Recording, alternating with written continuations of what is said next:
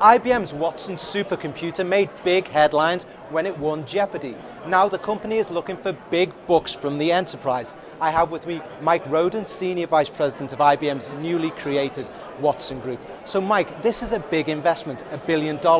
How big is this to you? It's a big deal, right? I mean, with the idea of Watson coming out of research, we had 27 researchers create the Jeopardy machine. Over the last couple of years, we've had a couple hundred engineers working on the early productization work, working with clients in the marketplace to see what this means to our customers, to the market, how it could be used in healthcare and retail. And we've got to the point where it's time to scale. The product's ready to go mainstream, and it's now time to really get going.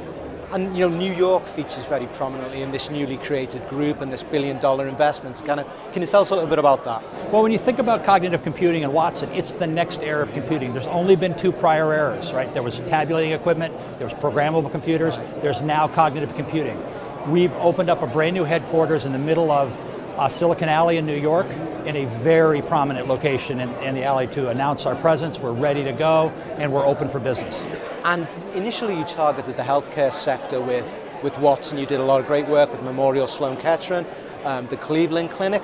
Now I get the sense that it's heading into the enterprise. I mean, can you give us a little bit more? Well, really what's interesting about healthcare is healthcare targeted us, right? After the Watson Jeopardy match, the doctors started calling us saying they don't know how to deal with all the information. So we've had a great partnership across healthcare with some of the leading institutions in the world, but at the same time we started to recognize that there were use cases for Watson in the enterprise. Whether it's mostly around helping customers engage with their customers better, right? To create a conversation with their customers, helping them find information faster without making them suffer through call centers and long waits on the phone, et cetera, making it easier, more intuitive to find the information they need to make their own decisions. Excellent. And obviously you're spending $1 billion on this Watson Group, so obviously I get the sense IBM sees this as a huge opportunity. I mean, what's your revenue projection for this time? Well, this is a core part of our analytics business.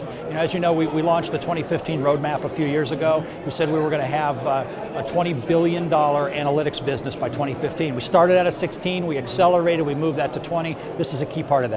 And how do you feel about the take-up up to this point? I know the technology's new. The technology's new, but the take-up's been phenomenal. And the progress, as you've seen from the event and the things that are going on around us today, customers are happy with the progress, we're happy with the progress, it's right on target. Great stuff. So there you have it. IBM says that we're entering a new era of cognitive computing with the Watson supercomputer. This is a very, very big bet, but IBM clearly expects a big revenue return from this technology. I'm James Rogers at TheStreet.